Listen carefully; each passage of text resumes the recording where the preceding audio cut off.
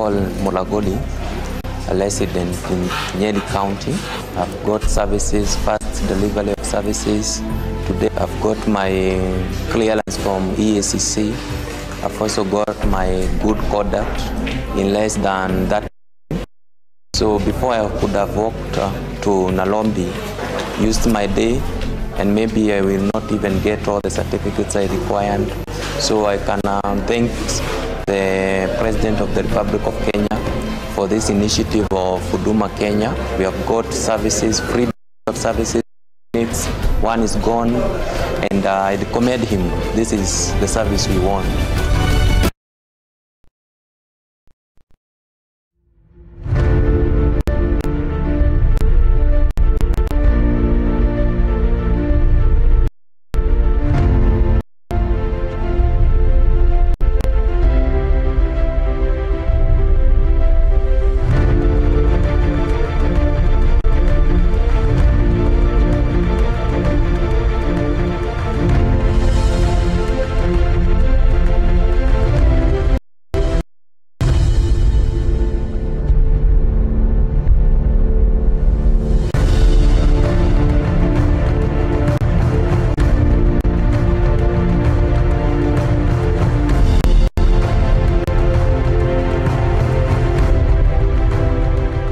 Peace must be our goal and all that we strive for as a human family. Dignity and hope, progress and prosperity depends on peace. But peace depends on us.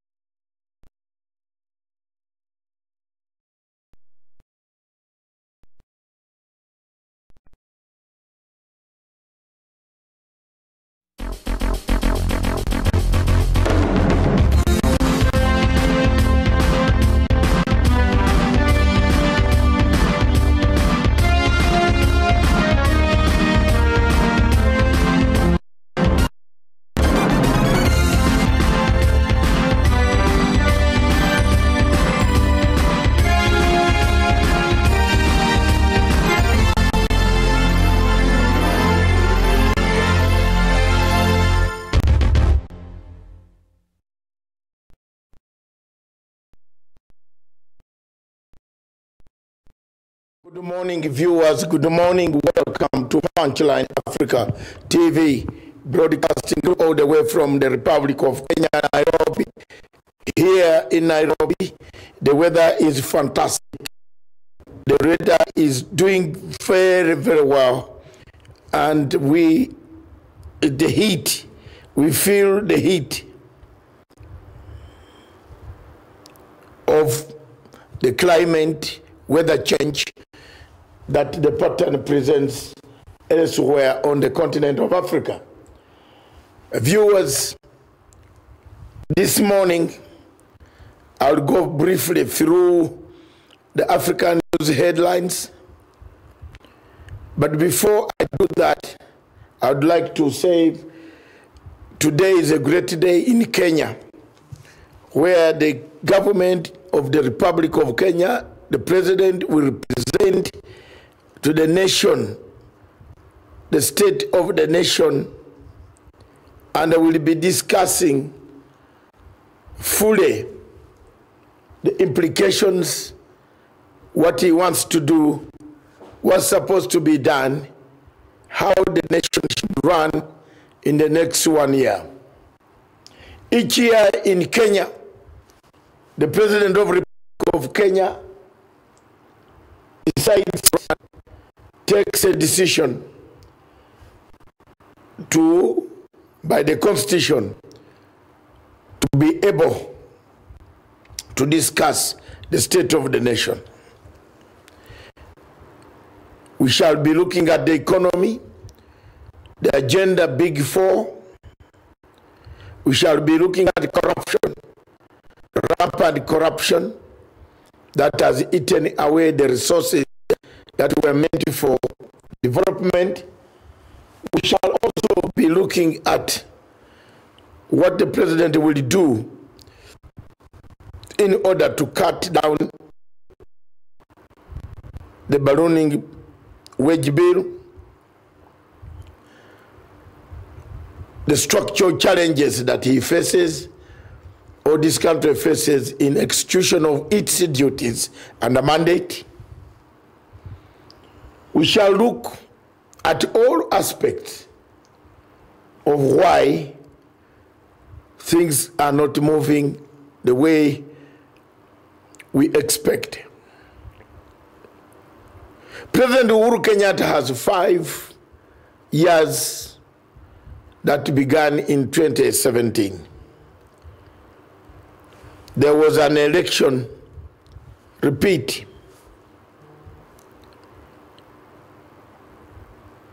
And then there was a truce between the opposition and the ruling party.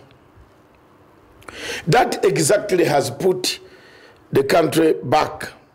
We want to look at this, everything, what has happened since then. But first, we would like to start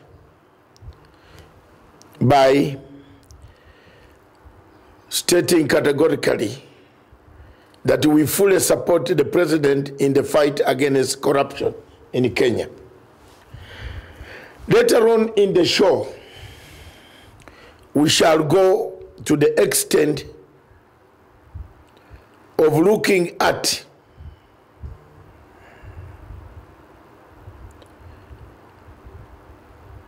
the judiciary in Africa. Does the judiciary in Africa help governance? Case study will be Kenya, Cameroon, Nigeria, Zimbabwe, South Africa, Uganda, Tanzania, Ghana, Egypt.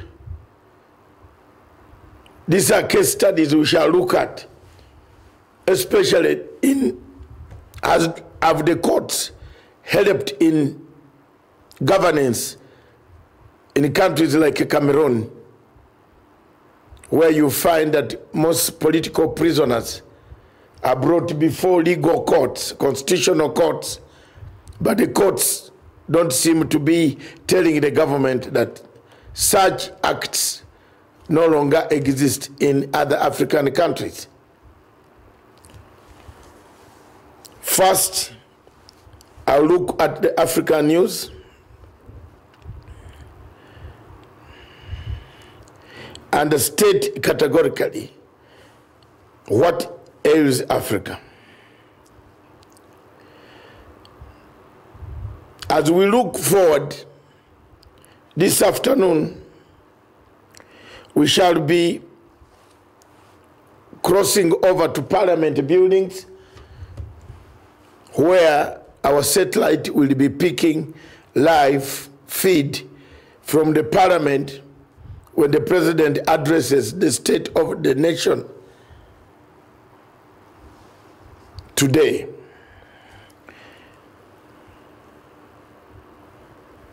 I'll begin with Zimbabwe.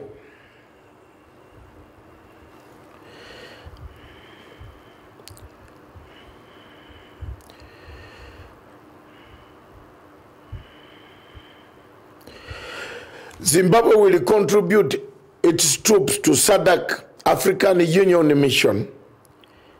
This was reported in the Bulawayo newspaper that Zimbabwe Defense Forces, ZDF, will continue to send troops to SADC so that African Union and the United Nations observe and staff missions in the fulfillment of international obligations. This is reported by Bulawayo24.com newspaper that has stated. That's a good gesture.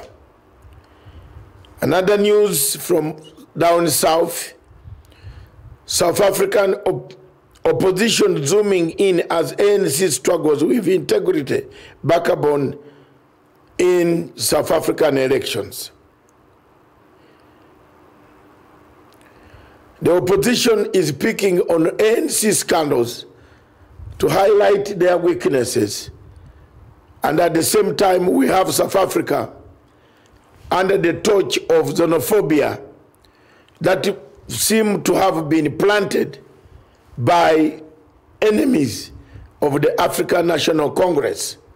And many people have died, many Nigerians, Kenyans, Malawians, they seem to have been attacked.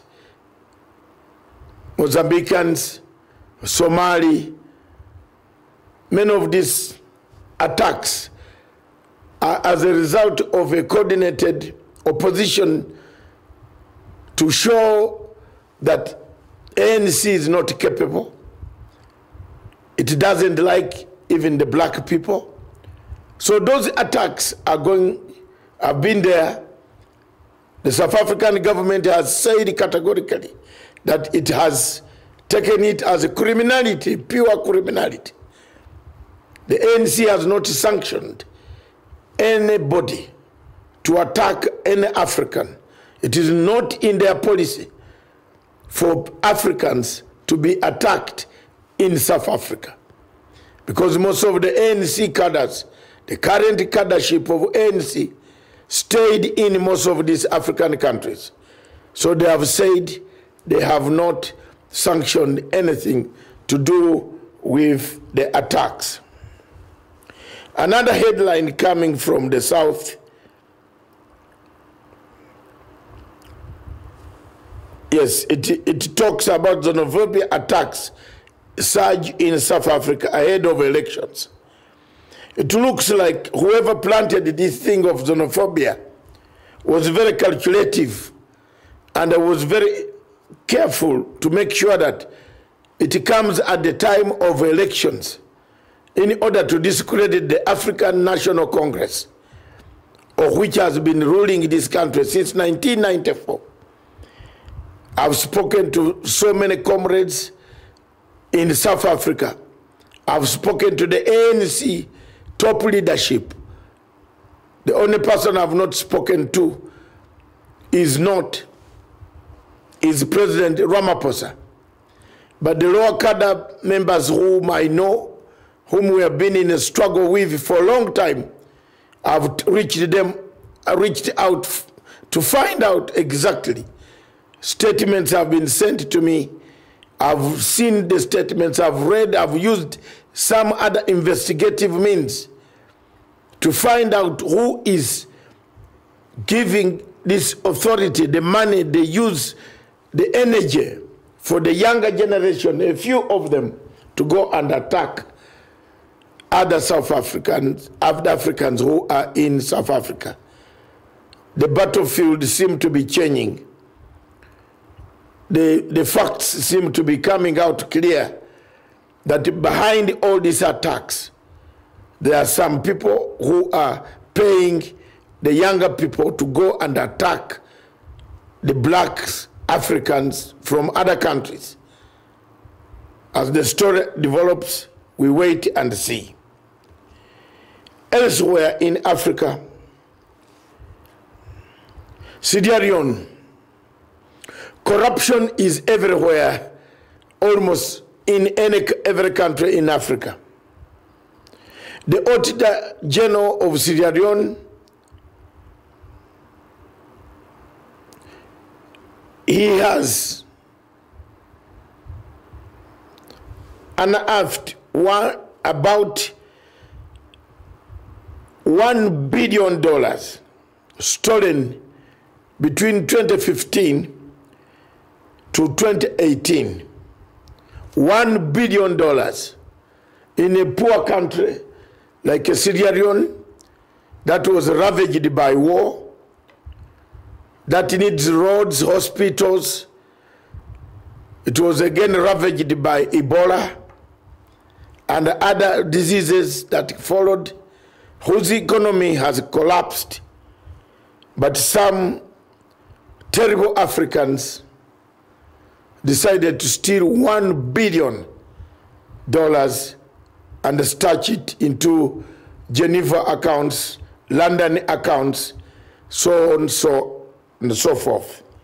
So the Auditor General there in Sierra Leone says, oh my God, this was the money stolen, which could have put Africa to the map. Another African news is the fate. The Cameroon rejects the Human Rights Watch report on its Anglophone regions. What did you expect from Cameroon? A president, a dying president, a senile president, at the age of 87, he doesn't control, he controls the the whims of terror against Amazonians, killing them day and night. He could not have, he can't say anything. He thinks the Human Rights Watch has fabricated a story.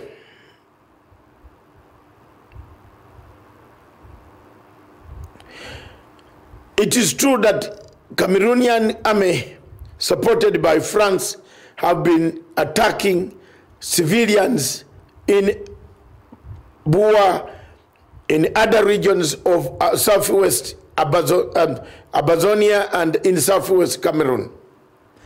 The time has come for the world to sit down, cool down, think what they can do to create a two-way state.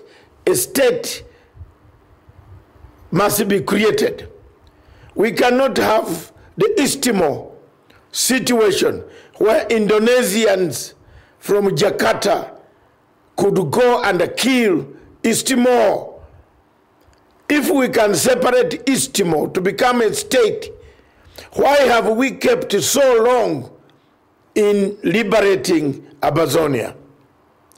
The East Timor, the United Nations created East Timor, a state where nobody knows where it is in the Pacific Ocean, deep down in the Pacific Ocean towards Australia.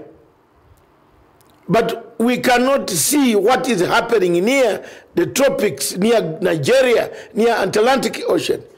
Is America not seeing the human rights abuses that have continued to take shape in that country called Cameroon, where Paul Biya, at the age of 87, holds power to kill, to slaughter, to rape, to defile, to torture, to imprison without trial?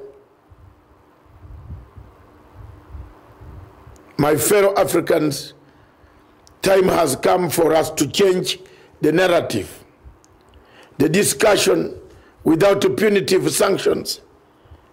We want to thank the British government, the American government, that are beginning to see the danger that we have spoken about for years. The danger of a regime that wants to die with everybody. That is the Africa you have. Next is the International Criminal Court. Judge Chide Osuji has said he might drop the United States issue. Do you want me to tell you this is what the judge says? The chamber is going to drop it. Aha! I told you people, millions and millions of Kenyans and the world over, I lost my job because of this ICC. They came to me and said I had interfered with witnesses. But today you found another match. You found America. Osuji, Chile Ebo Osuji, I told you, you are my comrade. Together we sat in the Nigerian High Commission in front in cold winter, fighting for the release of Masood Abiola, Obasanjo, and another activist who was killed by Abacha. Time and time again, we used to sip coffee together.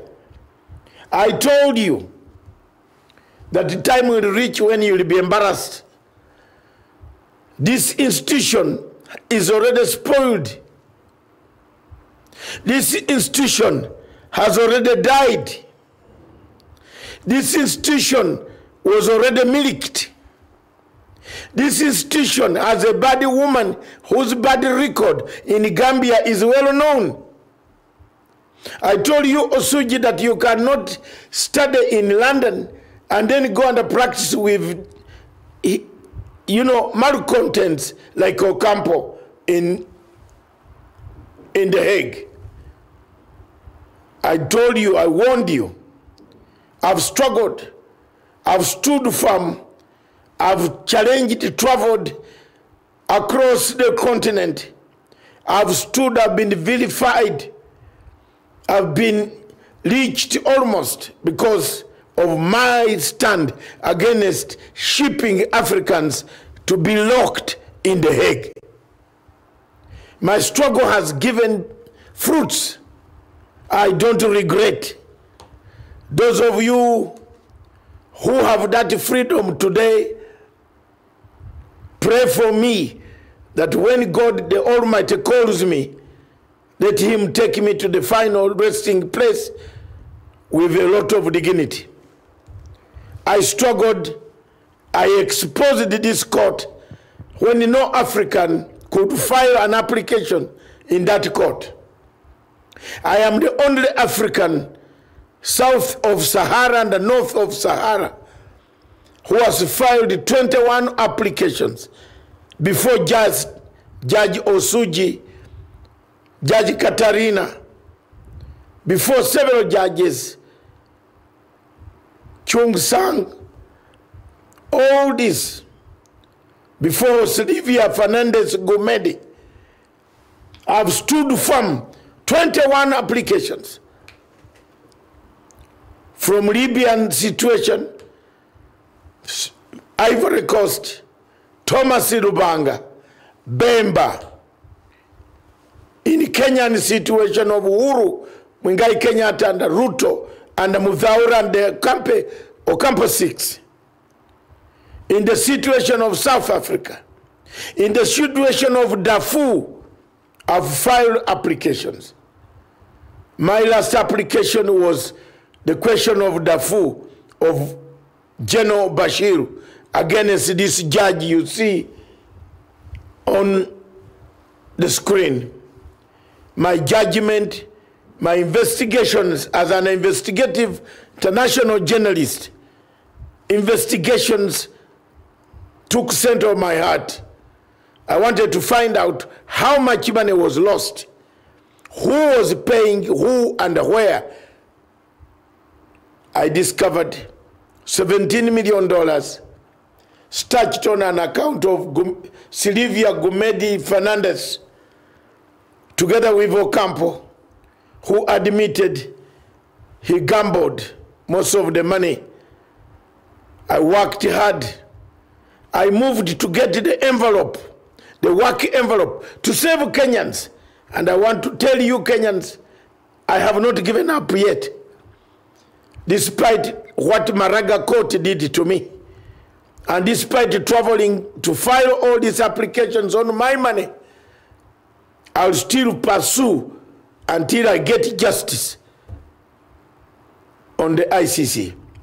Today, the ICC is struggling for legitimacy. Very serious legitimacy.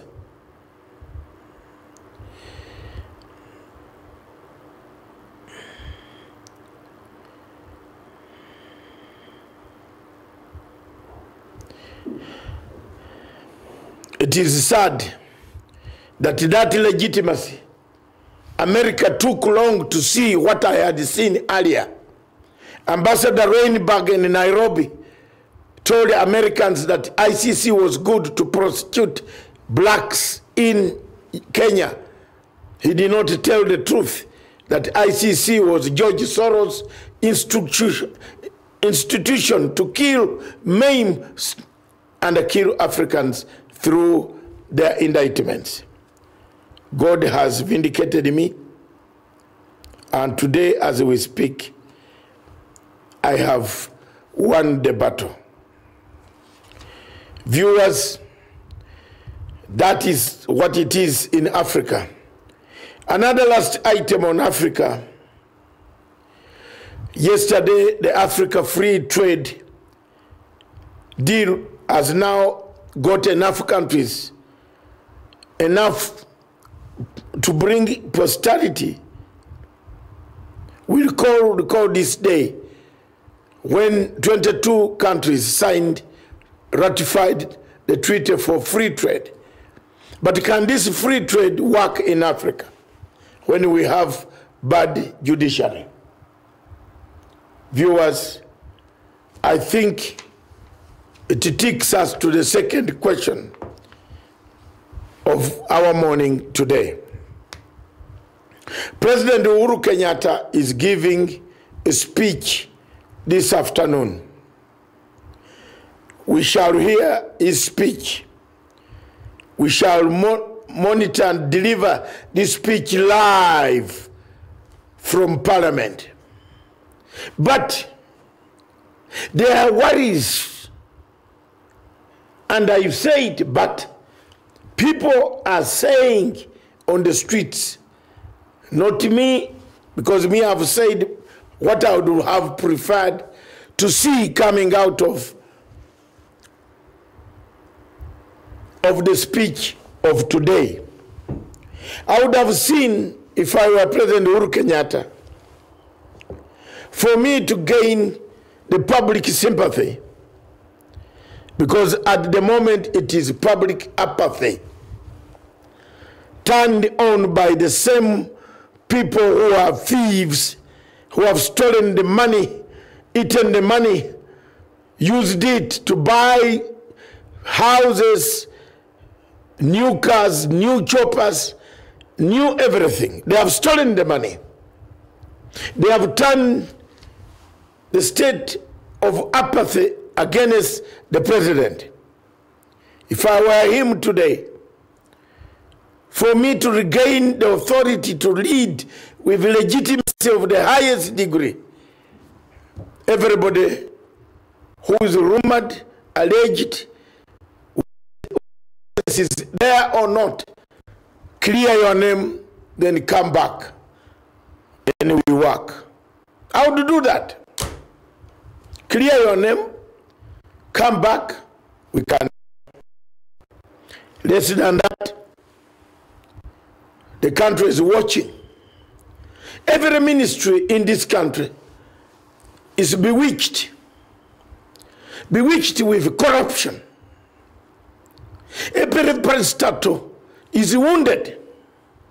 An animal walking wounded is dangerous. I've said it. I said it even yesterday. A nightmare, therefore, a state of nightmare, a state of nation nightmare in Kenya rooms.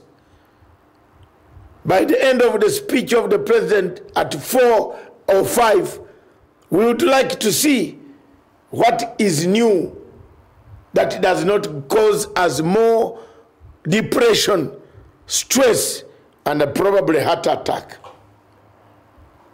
We have people on standby at the parliament buildings. We shall cross over from 1 o'clock or 1:30 to broadcast live. What is it that makes the state of the nation very important? It's because this is the time when you are going to do it. We have 3 years left. 2022, by August, President Uhuru Kenyatta, together with some of us, we shall be heading in international waters, free to do the business we want, to add on a Pan-African vision, together with my Pan-African brother. Many of you think we have been waiting and still talking, despite the threats, the intimidation that we receive, the insults that we receive, is because President Uhuru Kenyatta has a vision for this better Africa. We want to walk out of that handing over smoothly to people that Kenyans will decide to elect, and go and enhance the African unity with a unity of purpose.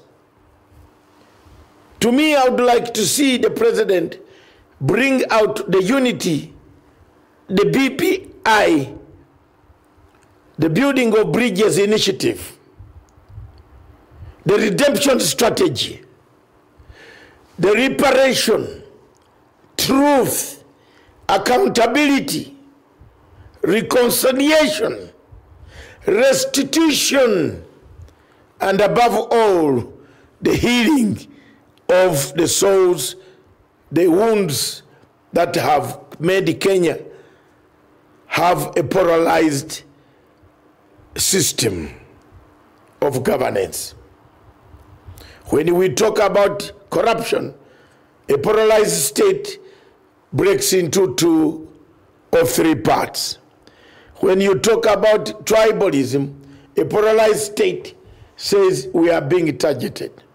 When you talk about elections, a polarized state said we are the people targeted.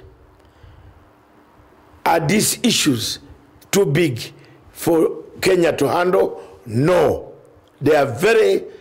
They can be handled head on. Corruption can be handled head on. There are no sacred cows anymore. Take a position. Aim at it, Mr. President. You will score this afternoon.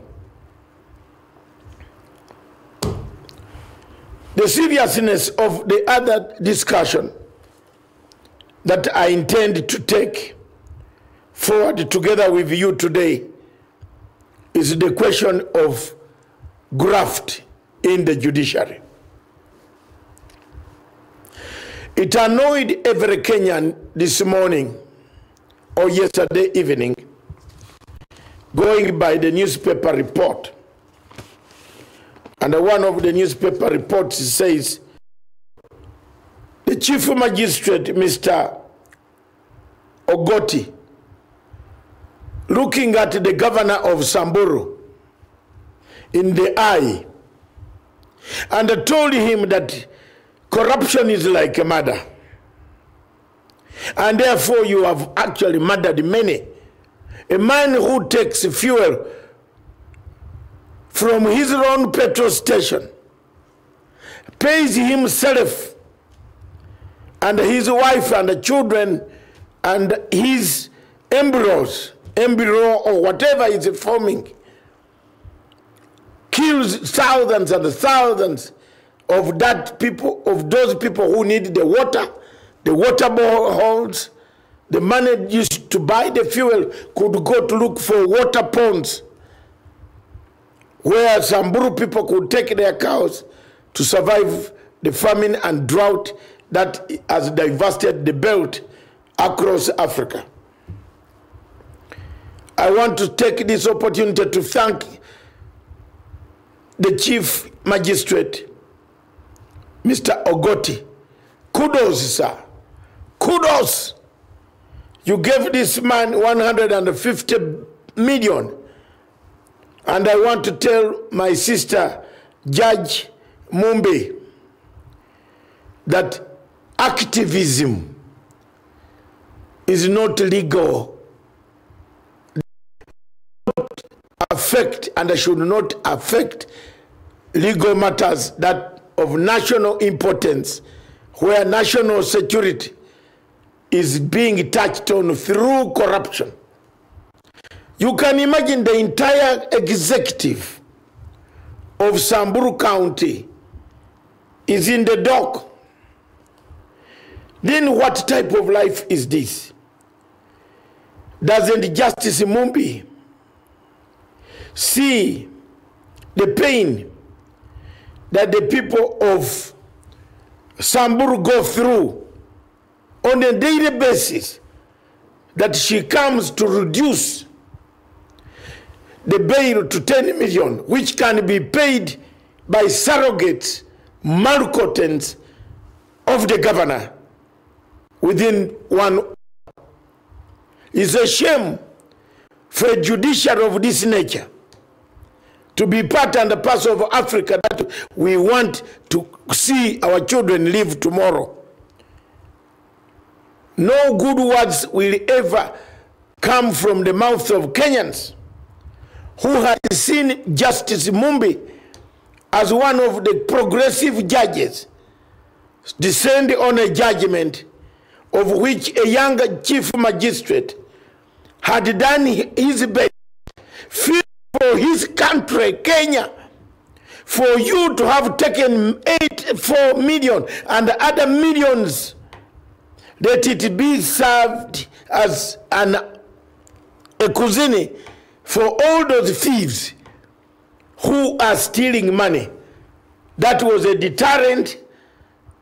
Ogoti must be given a national commendation. Justice Ogoti, you stood high, you came, you saw, you conquered. Nobody will blame you. It is only those malcontents who still enjoy the trappings of power through independent judiciary that make the actions of the young judicial officers within judiciary, which bring a mess to most of the countries in Africa. I want to take this opportunity to thank Justice Chief Magistrate Ogoti, pictured here. Production team could bring that newspaper ahead, for having scored marks. I want also to take this opportunity to say, why is the judge silent in Kenya? Has the church become a silent conduit for illicit money? Has the church lost its credibility? Has the church become the springboard of all those who are corrupt to clean their acts in front of the congregation that goes to pray. There are many instances in Kenya that can show you that indeed there's quite a lot of difficulties that we see in Kenya, where judges have taken different directions. We want to thank you very much for that approach, sincerity, and above all, for taking a decision, Mr. Ogoti. Coming back to the corruption in judiciary, time and time again on this television station, we have done our best. We are looking at the president today to rescue us from the bondage of incompetency of the Chief Justice. We are looking at the president to give us the way forward. What does the president want us to do with Chief Justice Maraga? Does he want us to watch him finish his full term, walk home with a retirement benefit when he has not worked for us? For the people of Kenya, for those who go through those courts, you can just smell the incompetence as you approach the gates of the Milimani Court or the gates of the Supreme Court. You feel the incompetence. Not that there are no good judges inside there. There are good judges, magistrates, like a Chief Judge, Magistrate Ogot. They are there. But because of the incompetence of Chief Justice Maraga, there's nothing that comes out of the judiciary that does not stink. He has painted stinking ink on every judge who makes good decisions. Chief Justice Maraga might not have been corrupt or corrupted anywhere, but he lacks the tools of analysis, the tools of managing a court. For example, this case of Ogoti and Mumbi, he should have called the two and said, let me look at the file, and gave them direction. Because that's why he was chosen as a Chief Justice, not a mere judge. But there is no direction, no cooperation in this situation. Viewers, I just want to take a break. As we take a break, we come back to the biggest subject that Africa will remember me for. That is the subject of the judiciary in Africa. As I take this stand to discuss, does the judiciary in Africa help governance? I want you to think, pick a pen, and take notes. In your own countries, wherever you are watching, especially Cameroon, has judiciary given you the hope of helping governance in Africa? How many judges in Cameroon have resigned because they have been brought political prisoners who should be free and exercising their political rights on the ground? How many? Those are the things I want to go in-depth analysis and a shocker for you, country by country, such that you know how bad the judiciary in Africa and how good in some countries the judiciary has saved the governance of states. Let's take a break. Then we come back at the top of the hour with our topic of the day, because today we need to prepare much for the day. It will take only 30 minutes, which is the topic of the day. Let's have a break. Let's take it, look at the clips to prepare our way for coming. Thank you.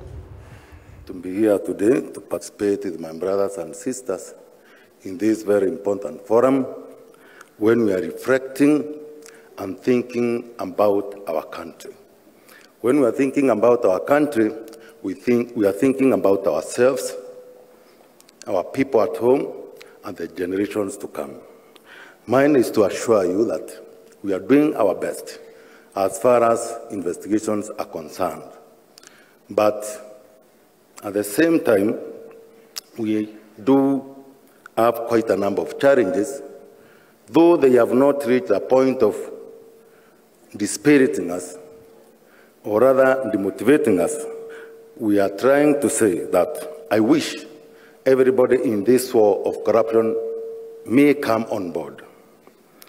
One thing I can say is, even before we go for some investigations outside there, some of the frustrations which really pull us down is some of the strange orders that we receive. Other than even starting the investigation, we are stopped even before we record a statement from somebody who you know very well are stolen from Kenyans. You know very well, and all Kenyans know, we are pursuing this person, and it's not something we're imagining.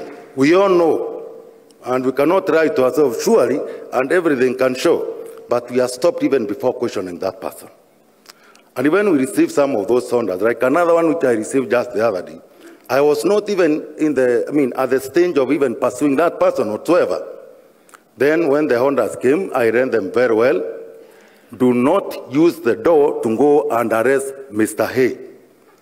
Then I said, okay, why is this preemptive?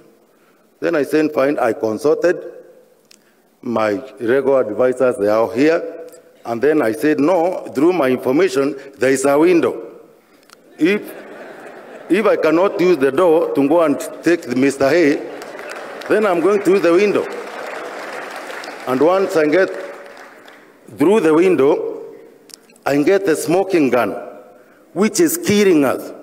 Just smoking, just immediately from murdering us Kenyans. When you steal from us, the hospital money, loans money, development fund for all this country, what do you think you are? You are not better than that terrorist you are battering there in the Dusit and other areas.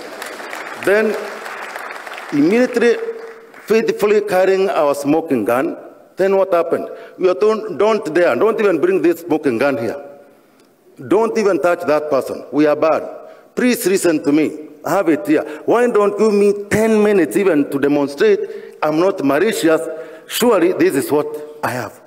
Then if I am, prove me within these 10 minutes. Nobody is ready to listen to us. What I can say is, thank you for prayers and support from Kenyans. I know very well that issue of mafia in Italy.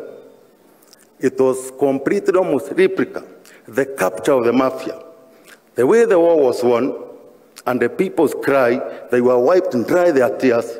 It was through the corrective working and bravery of their police, prosecution, and judiciary. When most of them, they are homicide, and then the police said, no, enough is enough. Our people have cried enough.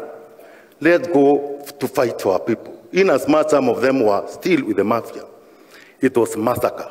They said it's okay, let's die, but for the world cause of our people. The prosecution came on board and said, no, equally we hear the cry of our people. Let's join the war. They joined the police, the prosecutors. Then the judiciary came and said, no, then we shall not be left. They came on board. The war was won for their people, ultimately. We can say, equally in Kenya, we can take the cry of our Kenyans and say, this greed, these millions we are stealing every day, stash them in bank, there are papers, we shall read them in this world. let us say what is enough for us is what God has given us. And the moment we say collectively, we are going to fight this war together, I can for sure tell you, this country is beautiful, it has plenty for each and every one of us. And I can for sure we shall have peace of mind. And even during our last days when they do come, even that billionaire and all that, you will be smiling knowing if there is heaven, me I'm a Christian, I believe there is one. At least then have a space after the one hereafter. So that one is to say, continue supporting us, praying for us. We shall do our level best, and we shall give all that we have for the sake of our motherland. Thank you.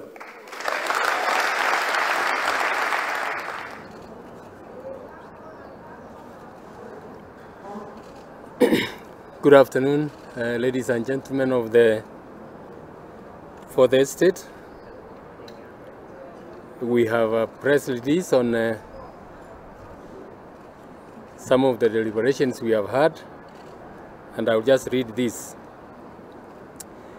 The Judicial Service Commission, in exercise of its mandate to promote, facilitate the independence and accountability of the judiciary and the efficient, effective, and transparent administration of justice, in its meeting of 19th March 2019, deliberated on various matters touching on petitions against various judges of the superior courts.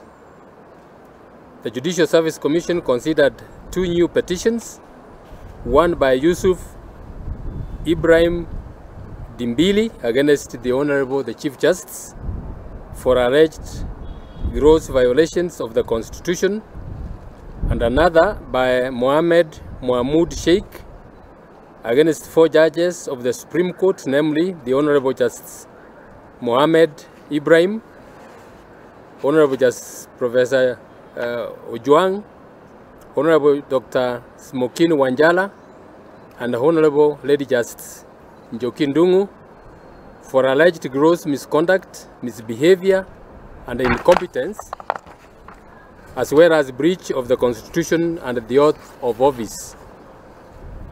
Having considered the same, the Commission directed that the concerned judges be served with the petitions, and they were given 14 days within which to file their responses to the same.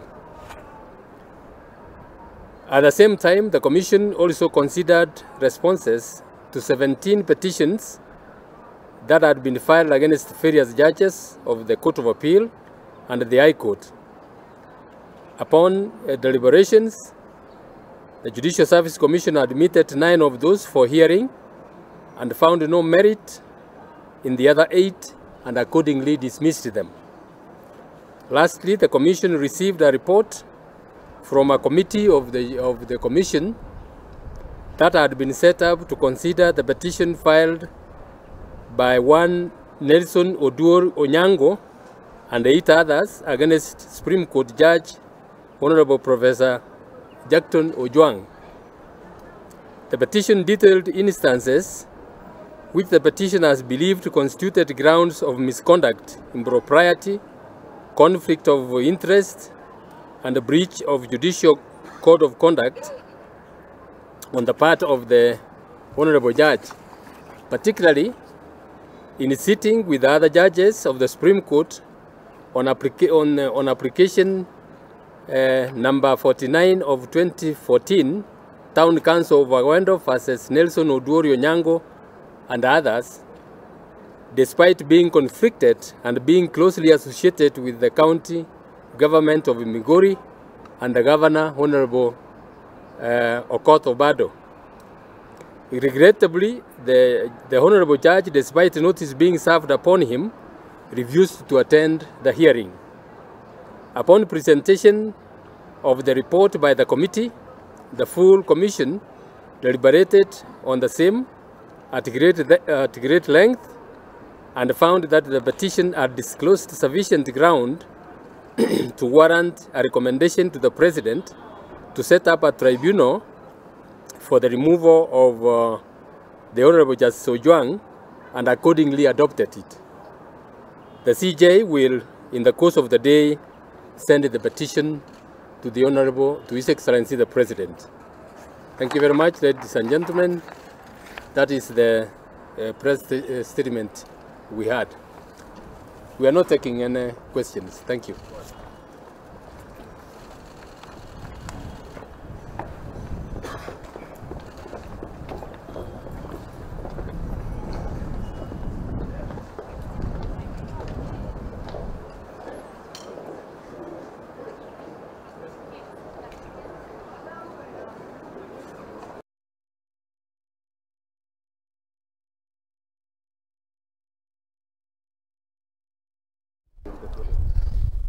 Good afternoon, viewers. Welcome back to our last segment on Good Morning Africa. This last segment signals the importance of judiciary in Africa. As the judiciary in Africa help in governance, in places, in countries like Cameroon, where the judiciary has helplessly watched the political class bring in prisoners of political conscience, detained and put in jail without trial. Does judiciary help governance in Cameroon? The answer is automatic no. There is no help that comes out of Cameroon because no judge has ever resigned as a result of what is going to rule or what is ruling against in favor of the state. Most of the judges in Cameroon tend to rule in favor of the state. The Chief Justice, the judges in Yaoundé and elsewhere in other parts of Cameroon destroy democracy, destroy judicial independence.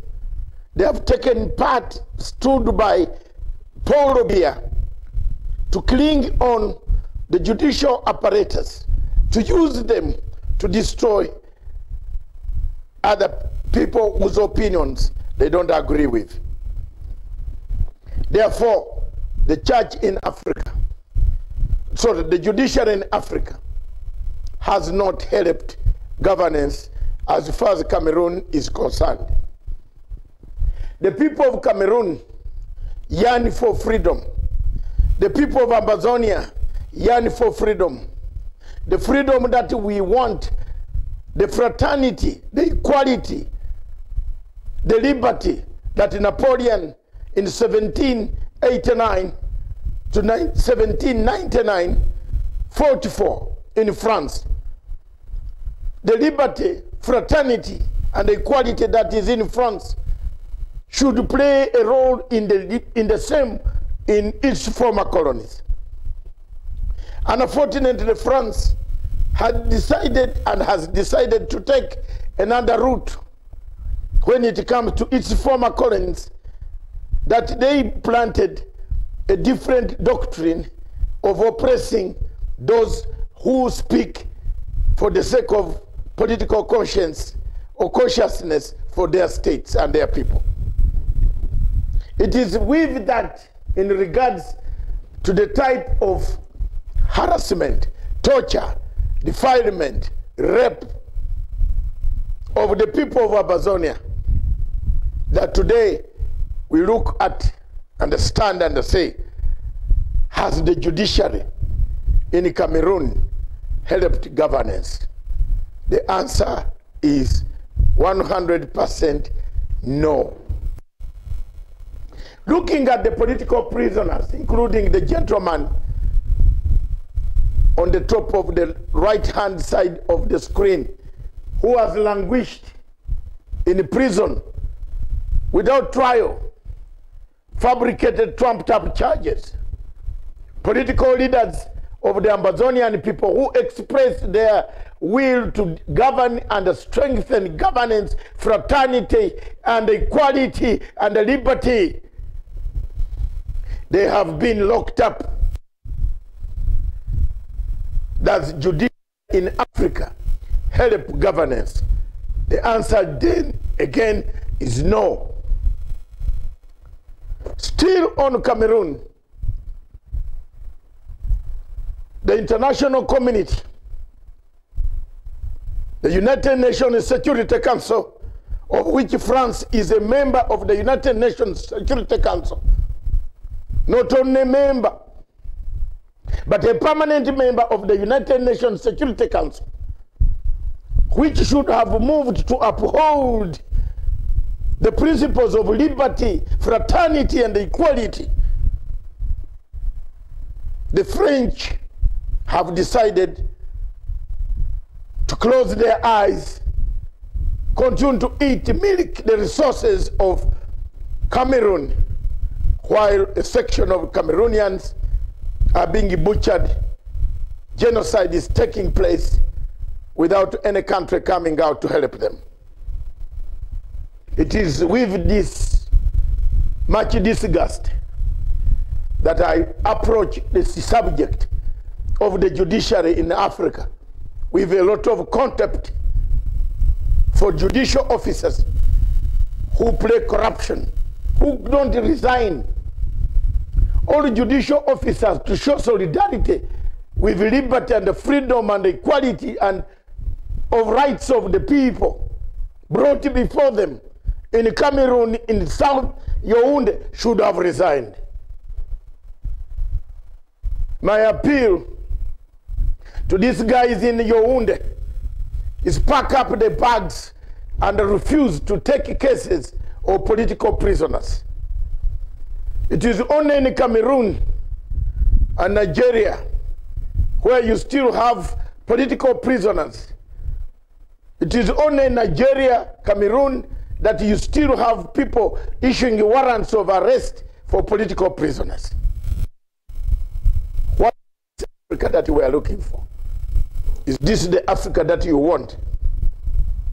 Is this the judiciary that looks at issuing warrants on politically motivated charges against the people of those countries?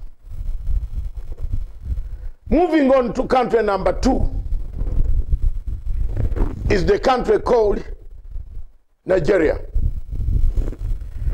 Some people call it the zoo, Buhari's zoo. I look at it in equal measure.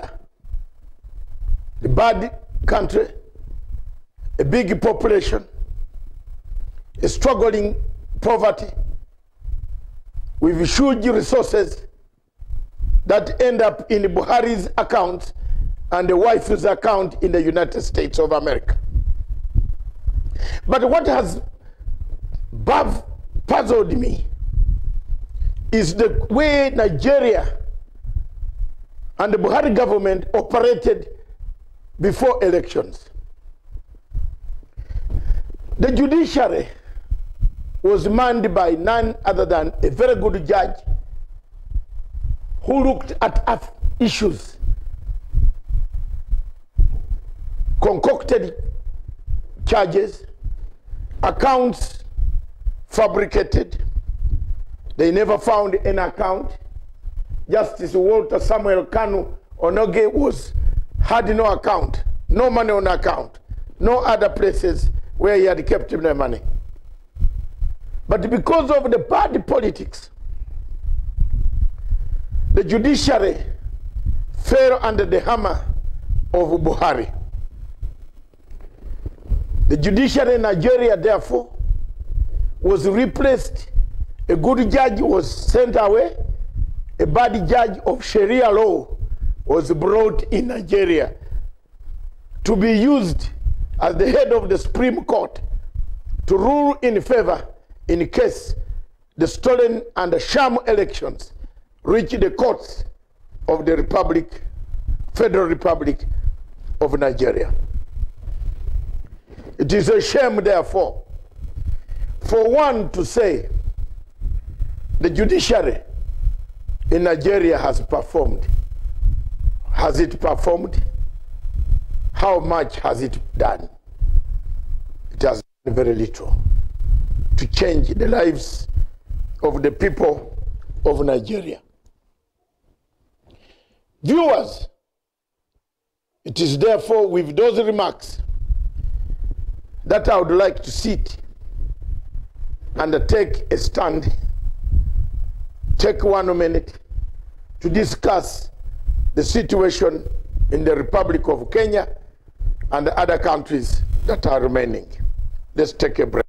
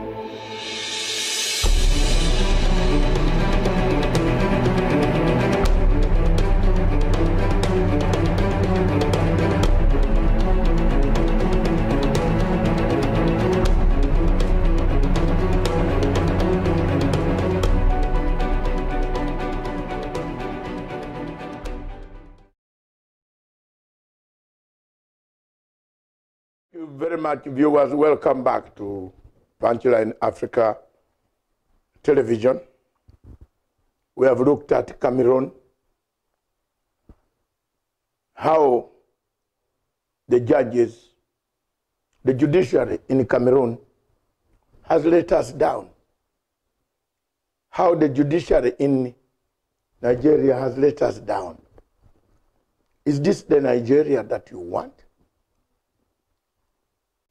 It is up to you to make a decision.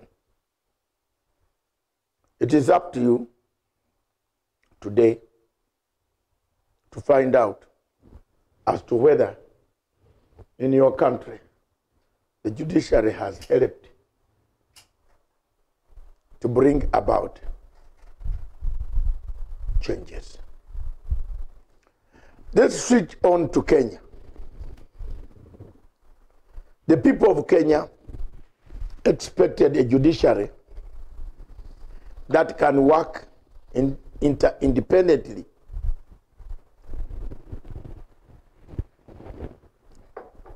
But for the last 3 years or so, a state of capture has occurred in the Kenyan judiciary. First part of CJ Maraga, his judiciary was captured by the civil society.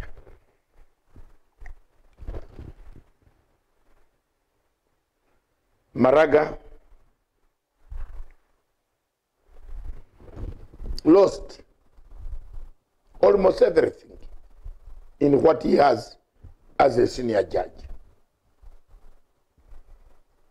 Maraga's incompetence as exhibited in handling of cases and the management of the court has left a lot to be desired.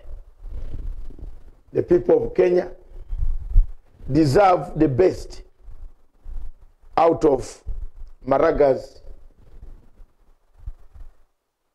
leadership. But this leadership has been dwindling day in, day out. It has reached a point, what we could call in French, cul-de-sac. A cul-de-sac is a point where you can't move up, down, you have to bolt out. Why can't the Chief Justice bolt out?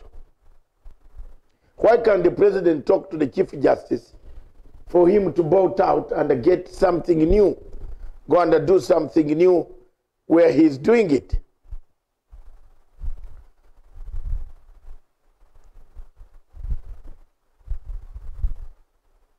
We have lots of things. Lots of people have come to court.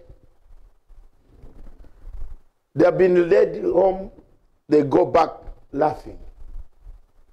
They have nothing to pin them down. We have had people who have stolen money.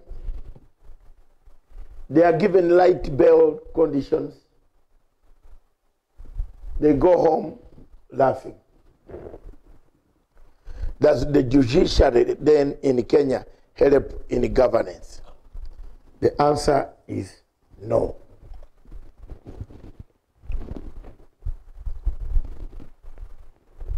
Is it the criminal law that has created us this problem?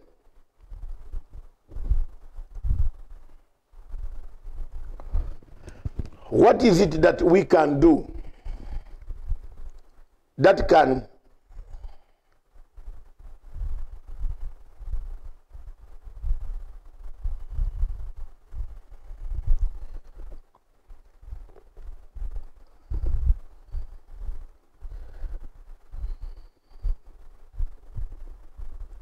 bring about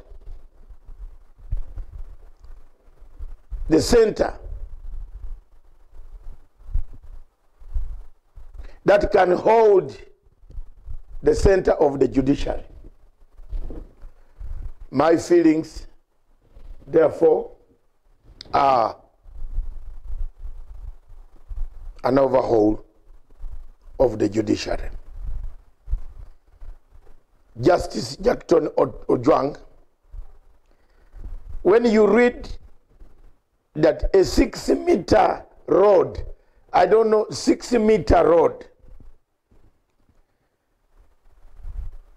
was used to crush the judge's long-term teaching and then judiciary career. Yet there are judges who have taken bribes, huge bribes, recorded on camera.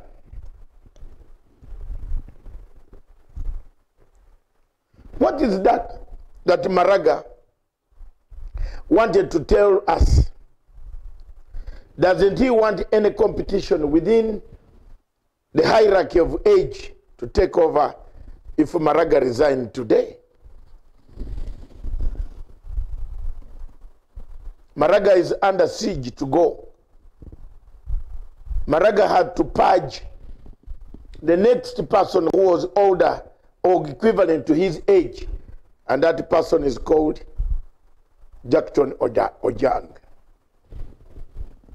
Because given the situation of Jackson Odwang 6-meter road, 6 meters. He did not make a ruling in it. We have a problem here. Today, the entire Supreme Court of Kenya is littered with pitfalls of insanity. What does Kenya do? What will President Uhuru Muigai Kenyatta do? Viewers, we want to leave you with those few remarks about Cameroon, Nigeria, and Kenya. The Ugandan judiciary has that same sense, the same direction, but Ugandan judiciary appointment terms of reference are different. The president can act and fire anyone.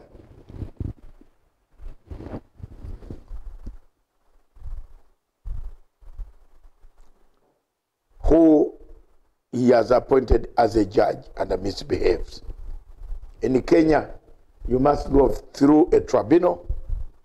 A tribunal could return a verdict of not guilty, and you remain a judge of the Supreme Court. Viewers, that brings us to the end of the show this good morning. We shall have clips of why the president should bite today from the School of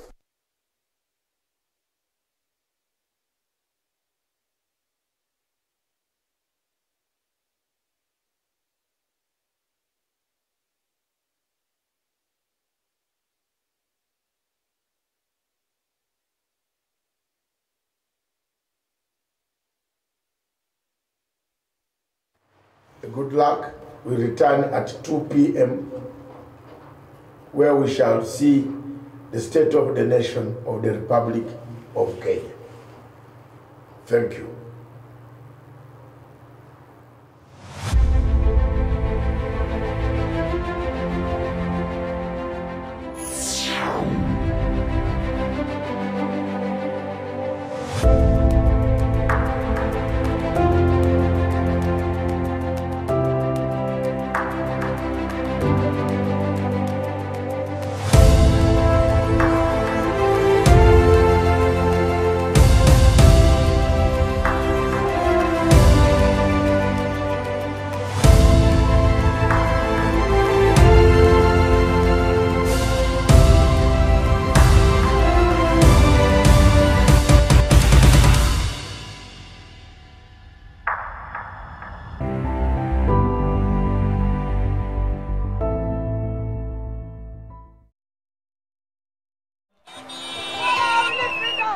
We call for a non-violent revolution.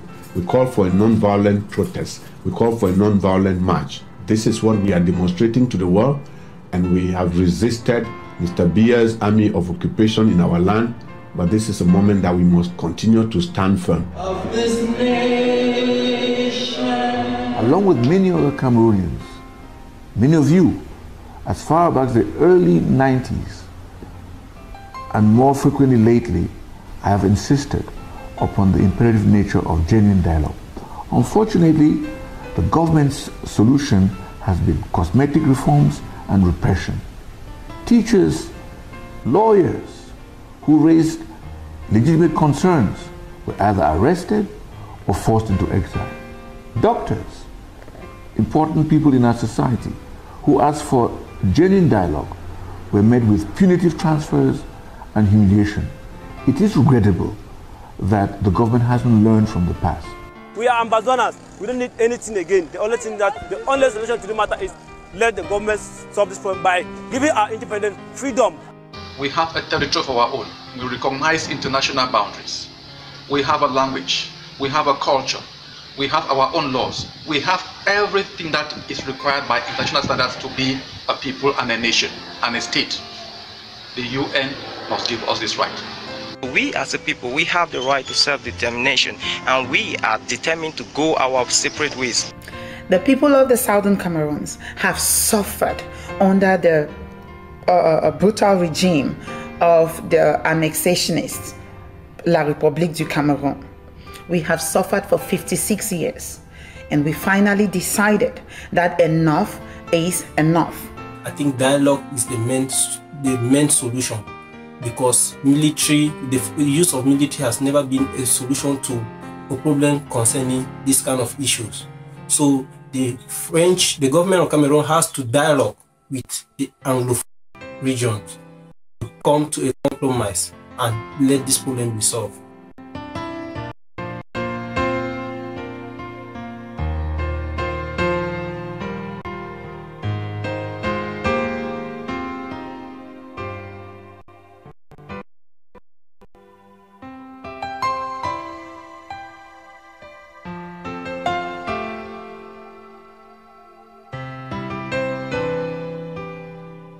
Now, we want to inform the whole world that the Southern Cameroonian prisoners of conscience in the jails of Yaoundé are on the second day of their declared hunger strike.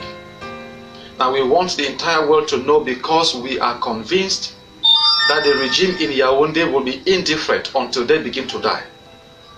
While we encourage our brothers in this process, we also call on Southern Cameroonians to join them in a fasting, so that the whole world may know that we are a determined people. Self-determination cannot be effective without self-defense. We are opposed to violence. We are opposed to war. But if La République, if the UN should continue to deal it as they are doing, and La République comes now to attack our people, they are forced, they are bound by the law of nature to defend themselves.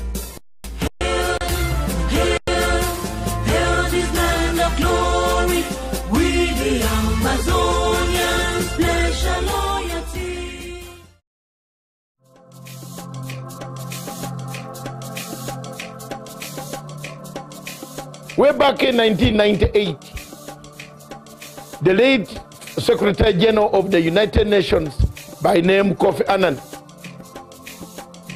thought of an idea, brought an idea of saying the only way to bring world order, where crimes committed that are not punishable in local courts, local countries, regional courts, could be taken to an international crimes court.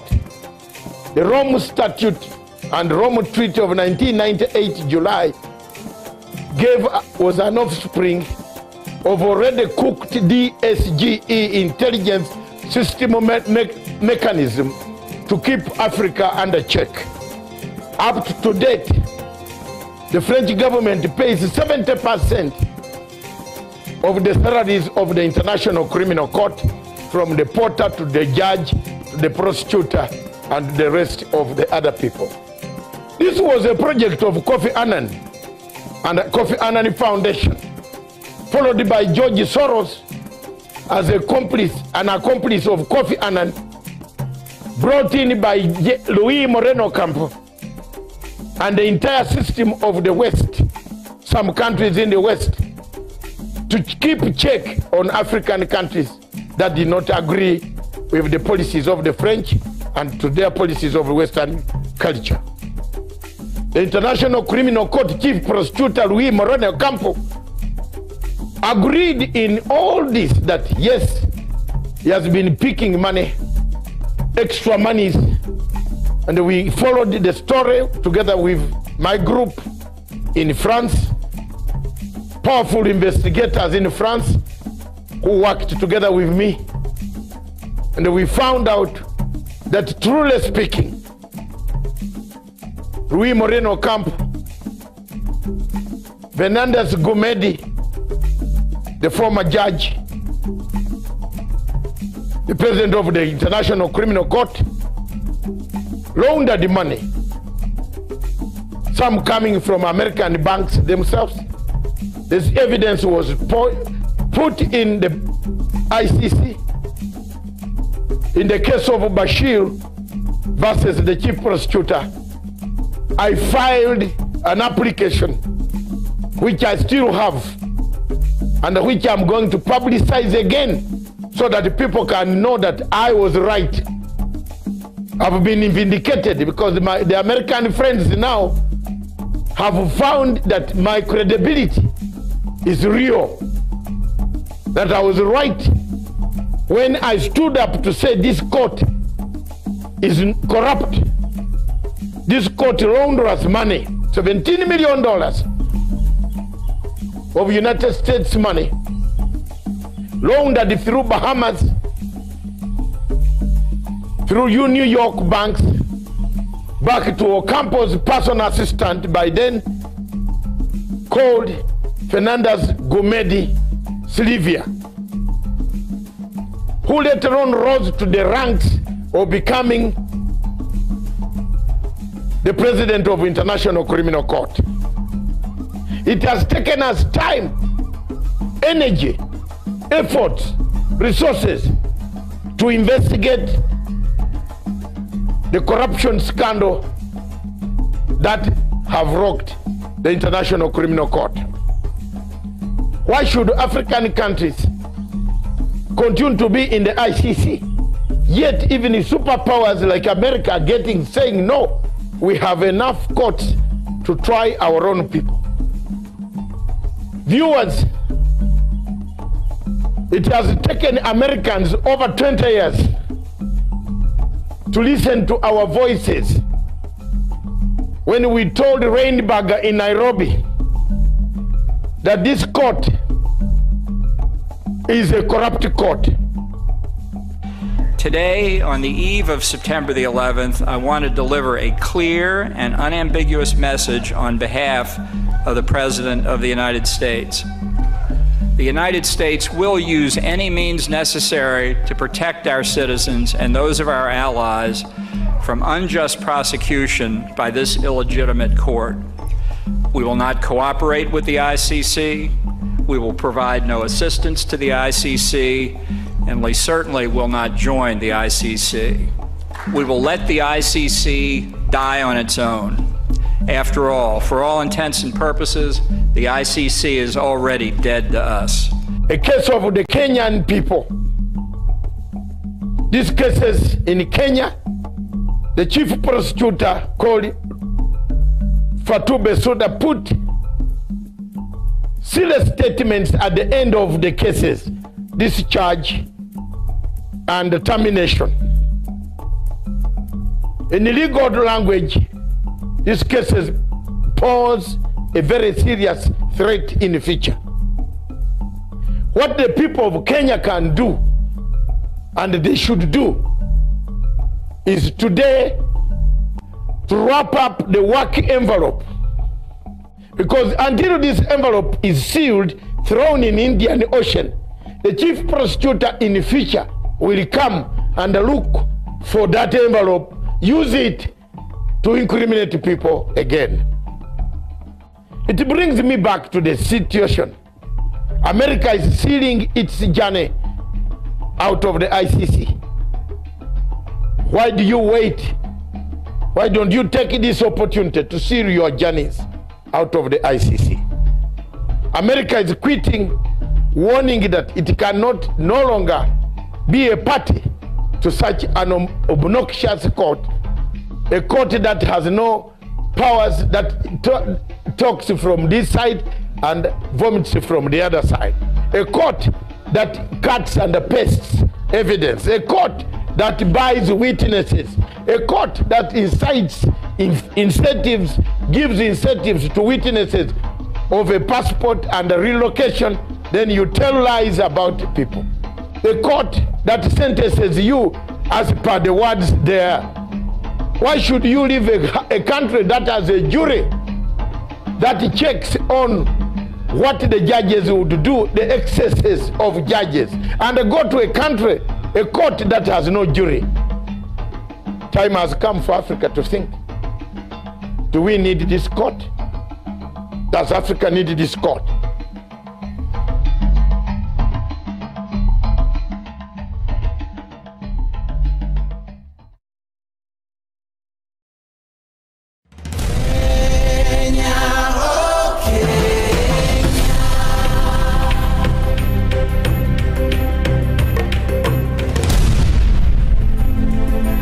I'm Paul Mulagoli, a resident in Nyeri County. I've got services, fast delivery of services. Today I've got my clearance from EACC. I've also got my good conduct in less than 30 minutes. So before I could have walked to Nalombi, used my day, and maybe I will not even get all the certificates I required. So I can thank the President of the Republic of Kenya for this initiative of Huduma Kenya. We have got services, free delivery of services, 2 minutes, one is gone, and I commend him. This is the service we want.